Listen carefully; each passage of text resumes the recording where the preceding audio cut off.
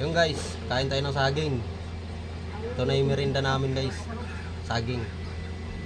Alam nyo ba guys, dati kasi sa nag-aaral kami dati sa probinsya namin.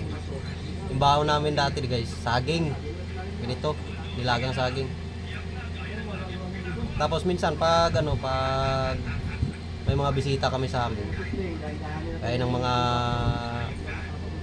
pamilya namin na na pupunta sa amin, may bisita. Naglalaga lang kami ng saging, tapos may sausawan namin yung bagoong. Hindi kaya kinilaw. Lang ginagawa namin guys. Solve na solve. Kain tayo guys. Sarap. Sarap to lalo pag may yung inihaw na na tuyo na bang kain tuyo na yun, yung tamban. Masarap yun.